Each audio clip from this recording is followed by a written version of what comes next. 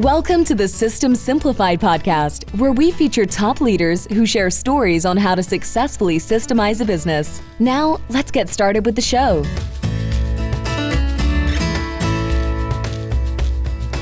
Hello, Adi Klevit here with the System Simplified podcast, where we interview top entrepreneurs, founders, and thought leaders about systematizing a business. And this podcast is being brought to you by Business Success Consulting Group.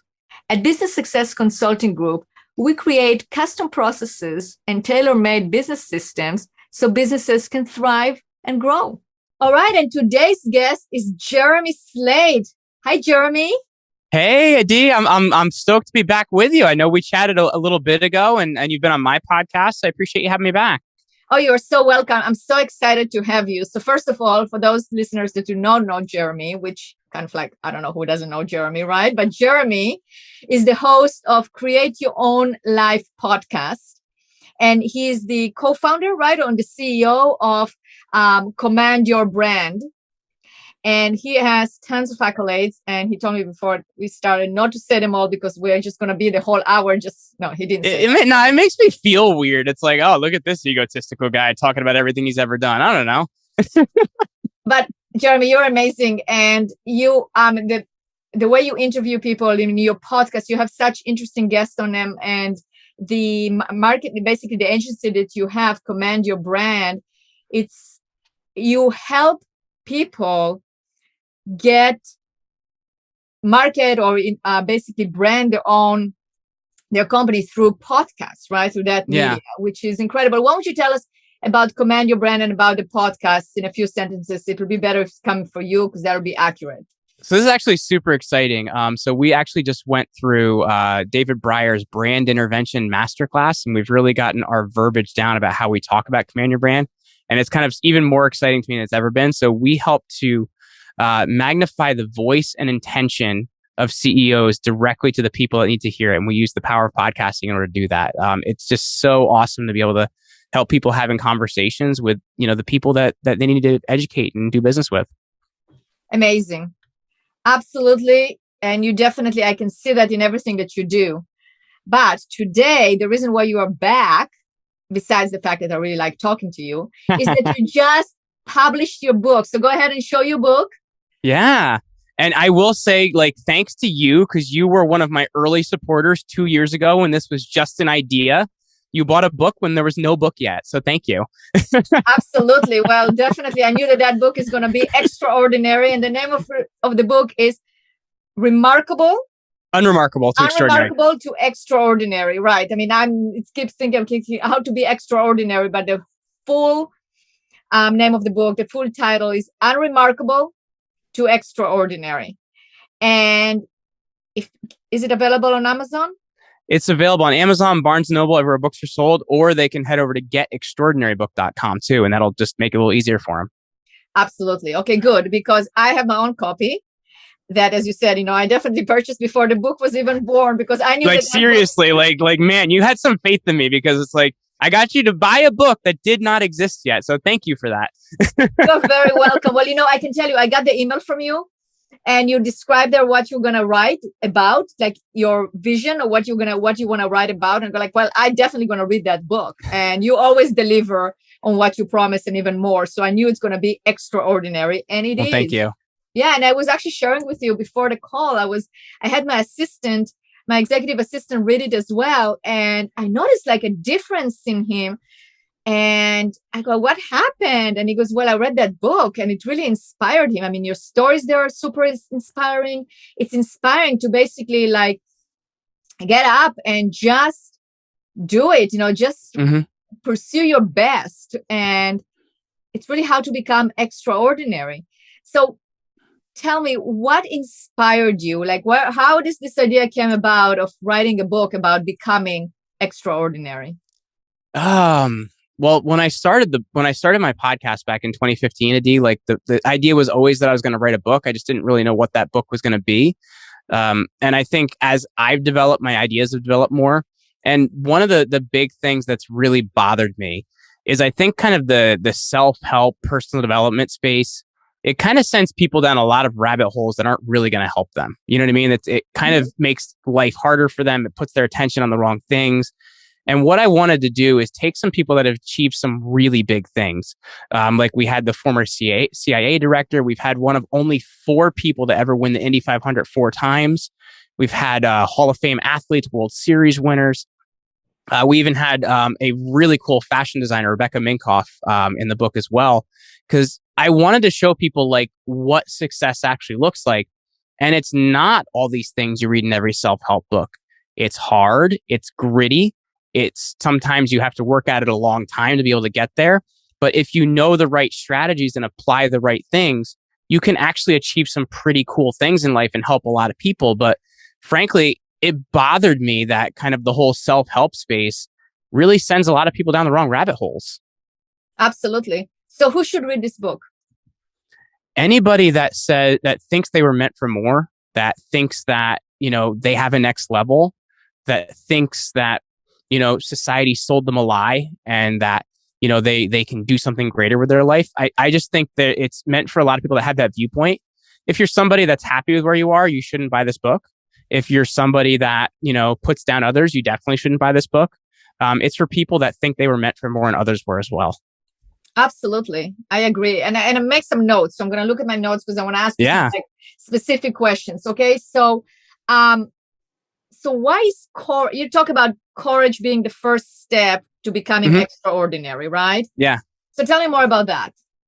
So for me personally, the thing that really, so when I wrote this book originally, as I mentioned, I wrote it 2 years ago, we started this whole process. I actually wrote the original book very quickly. And then 2020 happened and I threw away the entire book I wrote. Because one of the big things that happened is I saw how the world was changing. I saw how people were kind of retreating and rolling back and things like that. And I didn't like that. It really bothered me because I think that one of the big things as people we have a responsibility to put the future there, to show courage, to, make things happen. And a lot of people are just retreating. And frankly, when I looked at it, courage, I think, is primary to everything because you have to be willing to take a risk, even if something bad's going to happen to you. You have to be willing to go into uncharted territory. You have to be willing to fail. And I think it's like a muscle. The more you try to do something, the more courageous you get. And, frankly, an example from my life is I started this podcast in 2015. It was audio only with no camera on because I didn't want the other person looking at me because it was really hard. And, the more I did, we started doing video and all of a sudden people started asking me to speak in engagements. And then, next thing I know, I'm speaking all over South America and all over Europe and all over America. And those things would not have been possible did I not have the courage to start, be uncomfortable, work through it, continue to show up, continue to go. And I think that's what I've also learned from a lot of the people I've spoken to. If you want to try anything big in life, it requires the courage to, be true to who you are and be true to your own, moral compass and just kind of go for it. Absolutely. And I can totally relate to it. I mean, I'm looking at my life and anything that I've done, it took courage that is successful or that's worthwhile. It was uncomfortable at the beginning. If it's comfortable, then you're not really, you probably can do, my philosophy is that if it's comfortable and you're at this level, you can probably go a little bit higher, right? And that's the uncomfortable. That's where you have the courage and just push yourself to the next phase. I had the same experience when I started my podcast. And then now it's like, wow, okay. I remember the first episode is like, oh, am I going to be successful? Am I not going to? I'm going to interview. And then but you have to push through that. And that's definitely what you emphasize in your book is like how to get through that. I don't have to call it fear, right? But that basically that uncertainty. That uncertainty. And it's like a sliding scale too, when you look at it, right? Because in certain areas, you may have more courage than me. In certain areas, I may have more courage than you. And I think it's also a personal thing as well. So I think that's also important to understand. It can be built up and it's a personal thing and a sliding scale. Yeah. And, to that point, it's also surrounding yourself with the right people because maybe I have more courage in some areas and you have more courage in another area. But if we are both feel courageous, but we can basically complement each other, that's how you build an organization where you actually you're surrounding yourself with people that are positive, but they also have that courage or that viewpoint. And I really think that your book can create that because people read your book, let's say, for instance, you have a company, you have a leadership team of 5 people, they should all get the book and read it, right? And then apply it, because they will all be on the same page.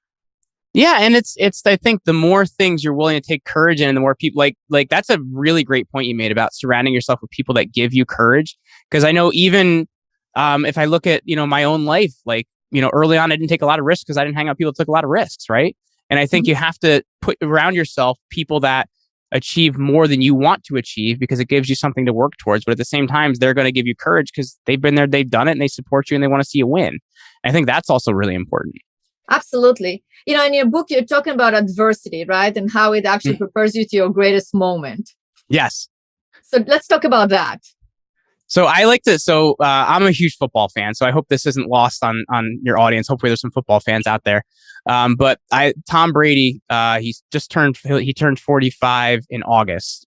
So he is I think the oldest guy ever to play quarterback in the NFL. And he's also won the most Super Bowls of any player ever. He holds like every statistical record you can think of. And the interesting thing about Tom Brady is he barely started in high school. He barely started in college and was one of the last players drafted in the NFL draft. And he only played because the quarterback in front of him got hit by a linebacker named Mo Lewis and literally almost died. And then Tom Brady came into the game. So I call that a Mo Lewis moment. And you never know when that moment's going to come. And that's the interesting thing about Brady. He was slow. He didn't have a strong arm, but he was smart, and he studied, and he watched film, and he did everything he could do to get an advantage and get a leg up. And I think that's something that you can learn, because when you look at that, it's the reason that a lot of quarterbacks drafted first overall don't do as well as ones that are drafted later, because life came easy to them. And I think when you have to work through hard things, whether it's in life or whether it's in business, it's like a muscle you build up. And the more you can take, the more you can do, right? Maybe you're willing to work longer hours than other people. Maybe you're willing to work harder than other people. And that to me is a real gift. I know for myself, I have 2 young daughters. One, Adelaide, we actually spell her first name's nickname like your name, actually. And one of her chores every morning is she goes out every morning and gets the eggs. You know why? Because you need responsibility. And I think you need to have those challenges in that work in life, because it's like you can work more, you can take more, you can do more, and you're able to attempt more than others. And I think that's a really, really vital thing. It's like a thermometer, right? Like you're able to take more heat than other people. And I think when you can do that, you can really win, because when other people have already given up, you're still in the trenches, you're still fighting, you're still working it through. And that's how you actually do it. Absolutely. So far we have the courage, the adversity, or the hard work to push through, is basically pushing through those barriers, the obstacles. I totally agree. And we talked about the Mo Lewis moment for sure. And, so you don't know when the moment arrives, that the Mo Lewis moment, right? Yeah. But then you also talked about being prepared for that moment, right? Like being a Boy Scout or a Girl Scout, like be prepared for that moment to arrive. So how do you do that? It's about always preparing yourself in certain ways. So here's an example. I'm going to use the Tom Brady example again. He watched hours of film of football games, because then he could see, oh, look, that guy's doing that, or that guy's doing that, or that guy's doing that. And then he's on the field and he can see it before it happens. And it's the same thing in your business, right? Like, learn how to read statistics better, learn how to hire better, because you can see certain things other people can't see. You can do things other people can't do, because then when an opportunity comes, you're better set up to take it, because you don't know when an opportunity is going to come. Brady was in his early 20s. Look at somebody like Ray Kroc or like Harlan Sanders. For them, it was in their 50s and 60s, but they prepared their whole life knowing that at some point, a moment was going to come, and they were going to grasp it. So it's about building up your skills. It's about preparing yourself. There's an Abraham Lincoln quote that says, I will prepare and my day will come. You don't know when it's coming. And it's about always preparing for that and always being ready and becoming the best version of yourself. So when it happens, you can perform at the optimal level and actually take it. But there's so many people that they don't prepare, that opportunity comes and they miss it. And you don't know how often it's going to come for you, honestly. For sure. And, it got me to think about something is the viewpoint, like the optimist or the pessimist, but it's also your viewpoint, because if you're constantly preparing, you feel like the moment is you still have the chance of achieving that moment, and it's always there. And even if you achieve the moment, there is another moment that will be achieved, right? As opposed you also create those, that you create more opportunities, right? Because you can see opportunities. And I think that's important. And very important. as opposed to having the viewpoint, oh, well, I already missed it and it's not going to arrive, so I'm just going to be mediocre, right? But if you always go, okay, how, and that's a good point. Well, it's like the guy that was like a great athlete in high school and he talks about the good old days rather than the good old days he's going to create. You know what I mean? Exactly. That's exactly right. And it's the creation of it. It's not necessarily, one day it will arrive, but you are being prepared. But I think what you are saying in the preparation of it, you're actually building it. Yes. Yeah, because I think that's the really interesting thing. Because, one of the things we talk about in the book is this idea of like, why following your passion is a really bad idea. Like, yeah, you should like the stuff you do, but there's two viewpoints. There's follow your passion and find your passion. Follow your passion is, an effect viewpoint. Life is happening to you. Hopefully that thing's going to happen to you. I don't know. I'm following this thing and hopefully. Mm-hmm. Whereas find your passion, it's a causative viewpoint and it requires you to do things. And you try some things, you work some things, you like this career, you don't like this career, you keep going. It's something you have to do. And I think that's what's really interesting is you're actually, you have to do things in order to create success. That creation process is an active process. It's not a passive process. Yeah, and that's a very good point. It's like creating your passion every single day, right? So let's say you like to do something, but sometimes, you have failures or you deal with people that you don't want to deal with or whatnot, and that passion basically becomes less. And then you go, okay, now I have to do it. But if you keep creating it every single day, and, I know that I look at my schedule every single day and I look at who I'm going to talk to and I get excited about it, right? Yeah. Even maybe if I'm not that excited, I make myself not forcefully, but I really look at like, what do I like about the people I'm talking to today, right? Mm-hmm. And otherwise, I don't want them if I cannot get excited about it, they shouldn't be on my calendar. I shouldn't be talking to them. So that people should stop right there and think about that for a second, because that is an excellent point, right? Like if let's say you have a sales call with somebody, you're not excited to talk to them. Do you really need them as a client? That's something to really think about, because that energy is something that could suck you down. That's a brilliant point. Yeah, I agree. That's not that it's it is a brilliant point, not because I said it, but I agree that that's a good point. So let's talk about the no effort zone. What do you mean by that? So what I mean by that is, so there's this book I read a number of years ago, and I always recommend it to people. It's called So Good They Can't Ignore You by Cal Newport. And he had read a biography of Steve Martin. Steve Martin's the actor with the white hair. He did a lot of like Saturday Night Live and stuff like that. And they said, Steve, like, how did you get like so famous? You're like a super famous comedian. And he goes, I was just so good that people can't ignore me. And I think, Malcolm Gladwell calls it this idea of the 10,000 hours rule, which I don't know. I think that's a little arbitrary to say it's got to take 10,000 hours. It could be less, could be more, whatever it is. But to me, when you find something you're good at, you also find out how to produce money with it, right? Because that's important, right? Like you could be good at something, but if it doesn't produce money, you're not going to be able to do it very long. A lot of really great musicians I've talked to, they know the business side of what they do, because then they can't be the adverse effect of it. So I think when you're looking at it, you get really, really, really good at something and you find passion in that. And that's where things come easier. You create more opportunities and things like that. But it's about getting so good at something that you become passionate. I think people want to put the cart before the horse and be passionate before they do it. So when you're looking at the no effort zone, it's this zone of, okay, I'm working what I'm supposed to do. I'm really good at this. I can do this. I can do this quickly. I can handle this problem. I can handle the situation. I can also hire other people to do that. So it's this place where it feels like it's not taking effort and it's not difficult because it's become such a second nature to you. Does that make sense? It makes total sense. I mean, sometimes you look at, actors and Top Gun, Tom Cruise, right? It seems like I saw that movie twice. That was so good. Right?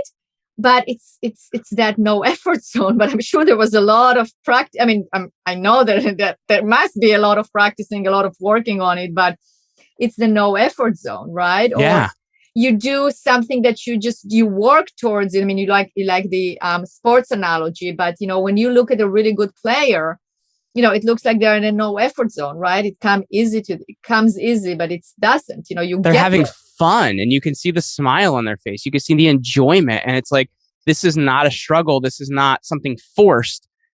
I'm actually enjoying myself. And you can get to that point in your business. You know what I mean? Like you get to this point where things are set up right. Your employees are trained. Your processes are set up in the right way, and you're having fun. And this is a game. And I think when it's not a game, it stinks. Absolutely. It actually gave me an idea, because a lot of times when we implement a scorecard or statistics for a business owner, we document the processes and procedures, put order in, and we want to measure like what is the impact, right? I mean, of course, we have the hard statistics of the gross income, the profitability, I mean, all those numbers, right? But for the executive, like, how do you know that this actually has an impact on you? And I like to have a scale, like, let's say from 1 to 10, how was your week, right? And if you actually scored 10, 4 days out of the week, or, you didn't have a lot of stress, that is a good week. But the no effort zone, that can be also a measurement. Like, are you in your no effort zone, right? Yeah. Are you there or are you not there? If you're not there, what do you need to do in order to get there? Yeah, you can get to like Friday and be like, man, I'm tired. Whereas, like you and I are recording this and it's on a Friday and I'm like, I've done 4 interviews today and I've got a lot of work I'm gonna do this weekend, but man, I'm having fun because it's all directed towards something and it's all directed toward a bigger game. And I guess like, talking about, teams and statistics too, like we did this really cool thing actually with Top Gun. We set a production game for our team where if we had set a quota and if 80% of them got to that within a week, we were going to buy everybody tickets to see Top Gun in IMAX. I have never seen so much cooperation, so much fun, so many pairs of aviator sunglasses, and everybody got to go see Top Gun in IMAX. But like you can also put your team in a no effort zone by getting them in a place where they're having fun and playing games. Absolutely.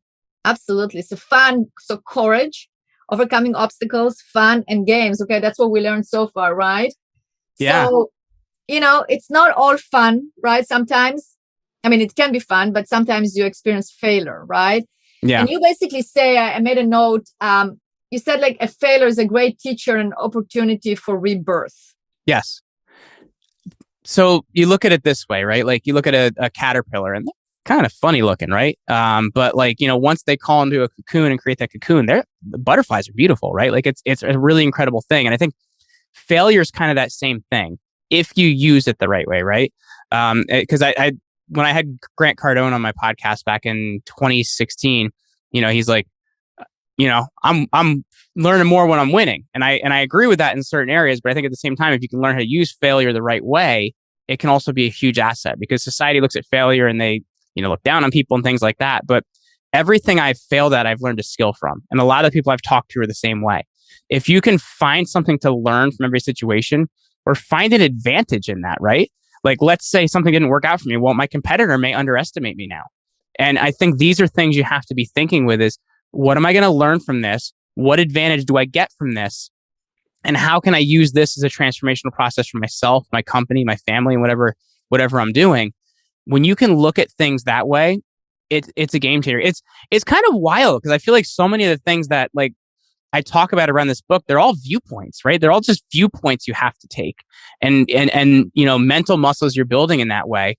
Because so much of life is how you look at things, right? Like if you look at, my mother-in-law likes to tell this story. If you look at 2 different people that walk into a town and one person's like, I hate people and nothing works out for me. You know what? They go and they get a flat tire and, somebody takes their wallet and all these bad things happen to them. The other person's like, man, I love people. And what do you know? Somebody gives them a car and they get a free dinner and they have all these friends. And it's like, it's kind of like, if you look at life that way, like so much of what you experience are the viewpoints you have. You know what I mean? I know exactly what you mean. I actually have it as an indicator, like something that shows me if I want to work with a person or not. Yeah. You have an experience that, let's say you have your process of onboarding a new client, right? And everything goes smooth and everything is fine. Or maybe sometimes there is a little bit a mistake here, a mistake there, but it shouldn't be a mistake or something doesn't go well. But I'm laughing because we had a client complain about our onboarding process that nobody's ever done, ever. And I'm like, you can have your money back. Anyway, go ahead. Right. But you have that client all of a sudden, somebody sent them the wrong email or, it's like now the appointment got missed and like things that just happen around them and you go like, oh, okay, this is not the right person, right? Because instead of everything going right, everything goes wrong and you didn't change anything in your process. Red light right there. Okay. You know what? Not the right fit. So, I literally just had that happen and my sales team's like, but that's $10,000 you're giving back. And I'm like, right, but it's going to cost me 50. So let's give it back. That's exactly right. Agreed. And that's part of being from, going to be, how do you be extraordinary is, again, we talked about surrounding yourself with people, but also making the right decisions and knowing how to make the right decisions that will actually lead you to be extraordinary. Yeah. Well, and I think that too, I think sometimes you have to realize you don't always have to have the answers as well. You have to be willing to try things and find out what works and find out what doesn't, like for us, we had our stats were down for a really long time and I couldn't figure out what was happening. What I figure out is turned out our Google Ads guy didn't know his head from his butt. So we hired the right Google Ads guy, and what do you know, stats shot back up. But it took me a long time to find that out. So you have to be willing to try some things, and hopefully you find the right solution if you know how to read your statistics the right way. Absolutely. So it's a good point in terms of trying things and the shiny object there, shiny object syndrome, which you also talk about in the book, right? That is one of my favorite subjects because I see it a lot when working with entrepreneurs, right? Oh my gosh. They're like, I got to be on Facebook and I got to be on Twitter and I got to be on Instagram. And ooh, that cool new thing looks cool. And this influencer said that. Like, that's so dangerous. It is dangerous. And that is one of the things, like when we go into a company and we start documenting the processes and it's a successful company, I said, we don't change anything right now. We're going to document it as it is because it's so dangerous to change. But, you have, especially when you are the visionary in a company, that's what I notice is like, then there's the shiny object. Oh, let's do this. This is cool. Oh, I heard this new idea, this new book, this new that. What do you say to that? So one of the big things that I've learned is about not mixing messages. You know what I mean? About not mixing messages. If you're gonna learn from a person, learn from that person. Like, don't pick 10. Like we use the Hubbard management system in our business, and I only follow that. And there's pretty much 2 business authors I read, like Cal Newport I mentioned and Grant Cardone I mentioned. Don't mix messages. Like, too many people take a little bit of this one and a little bit of that one. And if you actually did a little bit longer, you'd find out those 2 don't agree and you're doing something that doesn't work. So to me, like if there's an exact recipe for pancakes, like don't start substituting things. And I think that's what people end up doing is they add all these other things to the recipe and they wonder why their pancakes are now burnt brownies and they're trying to figure out how they got here. If you bring in all these different things, you're bringing in more ingredients to your recipe that aren't going to produce a result. So for me, if you're going to use a system, use that system. Don't substitute everybody else's ideas. And frankly, I think too, like, I used to work for a branding and marketing agency a number of years ago. And we had a client that one of the things they would do is every time they brought in a branding piece, they'd pass that piece around to everybody in the company and get their opinions on it. So what do you know? We could never get a product done because everybody always had a different opinion on it. And the founder couldn't decide that this person was right or that person was right. Sometimes as well, you also have to be good with your own decision making and realize you can make a decision in something too. Absolutely. And have a process of what is your decision making. I mean, I always like to ask people, what is your process on how you make a decision? And if that's your process, stick to it, right? Because, but a good point a point that comes up on that one, Jeremy, is like people can say, well, if I just stick to the system, I can never improve or innovate or do something better. Right. And I think that's a misconception because you follow the system and get results. Once you get results, then you can add things to it and then you can see if it actually works or doesn't work. But if you start going and chasing the shiny objects, you will never get to the results and you never know what actually worked to get you to where you're at. And you will never be able to develop a system that is repeatable. So you want to do it again. So if you want a success one time, okay, fine. And then you go chase something else. But if you want to repeat that success over and over and over, taking luck or just because it happened, but just really be at cause over it, then you have to be able to repeat it. And that is where having a system and following one system that works. Mm-hmm. That's such a great point too, because I think so many times people want to blame things on systems and opportunities and everything else when, a lot of times it comes back to you or your internal team or whatever it may be. Mm-hmm. We were talking about Merrick on your team at the beginning. We were talking about fitness a little bit before we got recording here. And, At the time I was 22, I was bench pressing 450 pounds, and I'm only 5'7", and I was like 200 pounds at that point in time. You know how I did it? It's something called linear progression. You know what that means? 5 pounds a week for 15 years. Every single week, I tried to get 5 pounds stronger for 10 or 15 years. The biggest thing a lot of people are missing is consistency, and consistently showing up and consistently applying it and consistently doing the things that are frankly boring. Absolutely. It's consistency and following the system.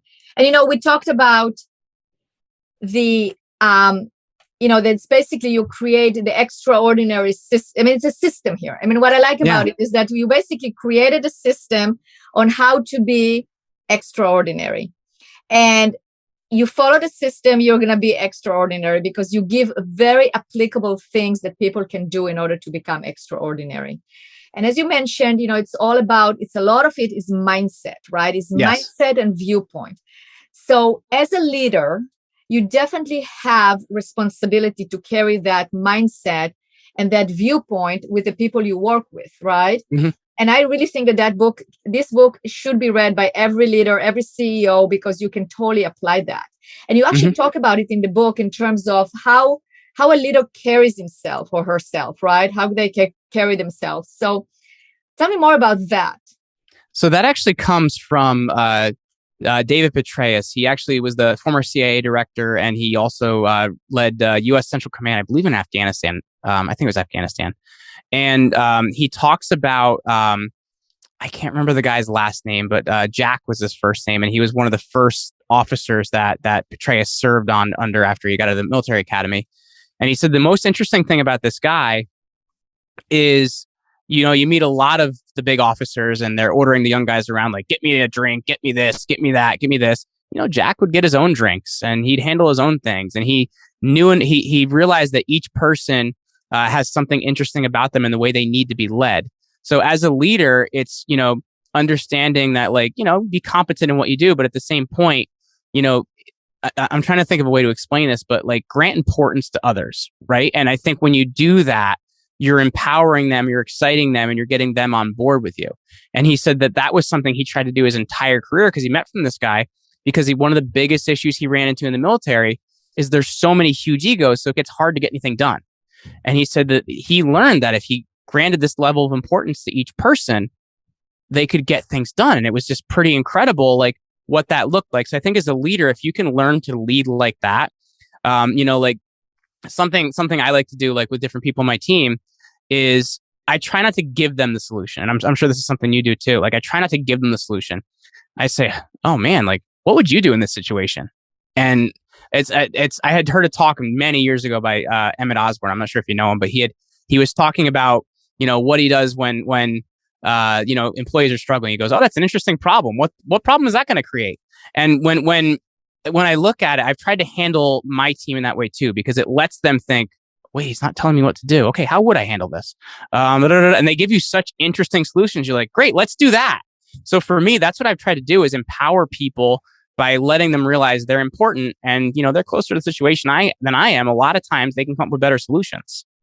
Yeah, I think it's great. I mean, that's the way also I applied it also with raising kids. So I remember my son, he would say, well, mom, he'd come with and ask me for a solution, and then one time he goes, well, mom, what do you think? Well, I know what you're going to say. So here's what I think, and here's not what I think, and here's a solution. So yeah, absolutely, for sure.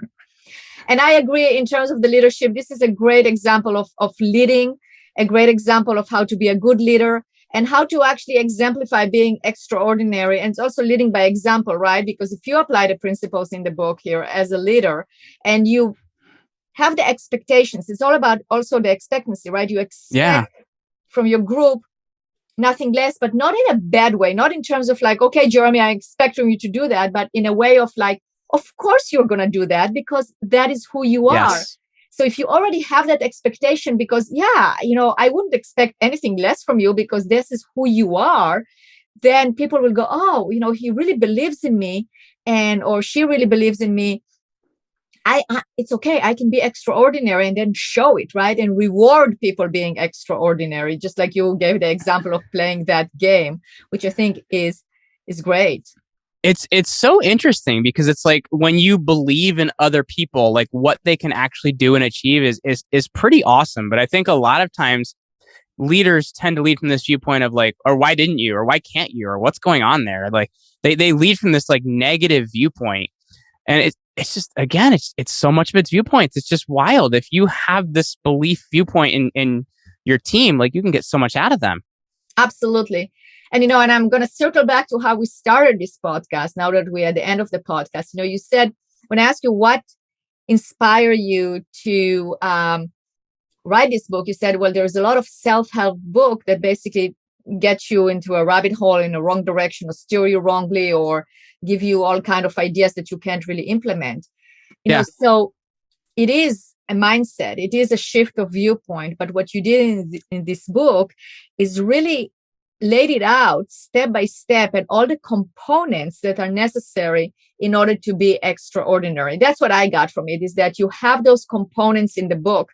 And if you actually apply those components and you give, because you're such a good story, you put it with stories, right? And examples. Yeah. It's not something that is just, well, this is a philosophy that I came up with and maybe it works. No, you give, because it's not, it's something I've observed. And that, you know what I mean? Like I just wanted to give out things I have observed to be true rather than like, oh, I know everything, come get it from me.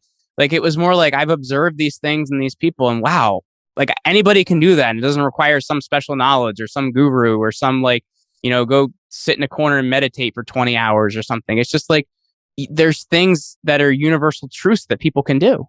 Absolutely. Last week I interviewed Bob Berg. He wrote I love Bob. Oh my gosh. Bob, so I got to tell you a Bob story because Bob is the nicest human being. So he's been on my podcast like 3 times. And the last time he was supposed to be on my podcast, he lives in Jupiter, Florida, and a hurricane hit. And he emails me an hour before we're supposed to talk. And he's like, I know we're really supposed to talk and I hate to cancel, but there's a hurricane and I'm thinking I should leave. I'm like, Bob, you're kidding. Like, go take care of yourself, man. Don't worry about me. He's like the nicest, most selfless human being I've ever met. Oh my gosh. Bob is amazing. And, I'm now part of the Go Giver community and I can tell you, oh my gosh. Yes, we talked at the beginning of this podcast about how you have to surround yourself with nice people. It is kind of like entering into a whole universe of nice, sincere, authentic people that really care about giving and collaborating. But just like he wrote in his book, it's not about give. You also have to have the ability to receive. It goes both ways, right?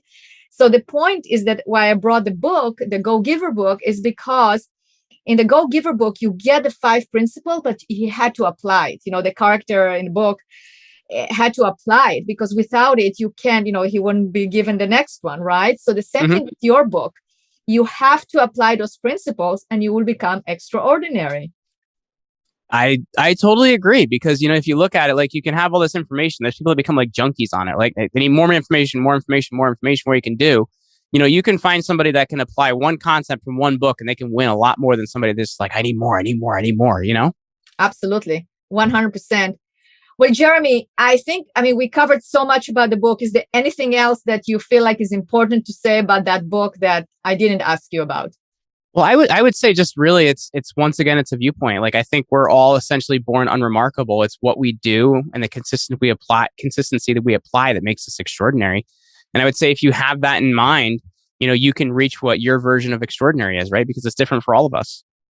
I agree 100%. But I would say that, like, as a mom, when your kid is born, you don't think they're unremarkable. You think they're extraordinary. Oh my God.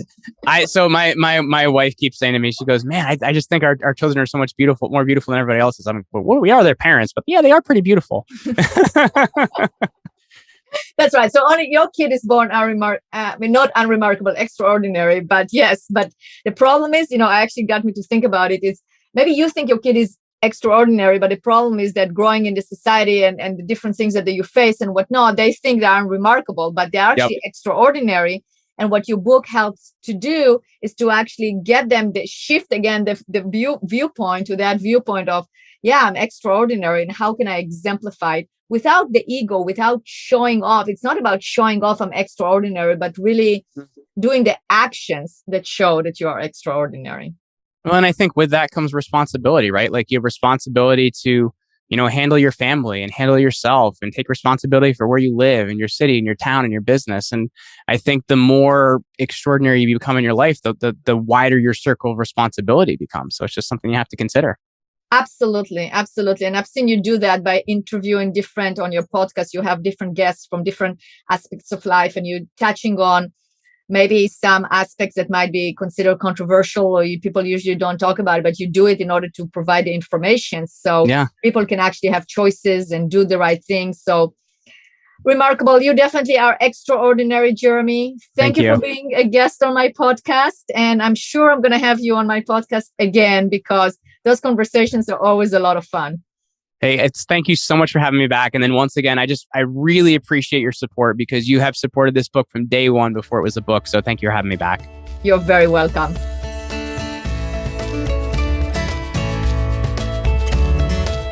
Thanks for listening to the System Simplified podcast. We'll see you again next time, and be sure to click subscribe to get future episodes.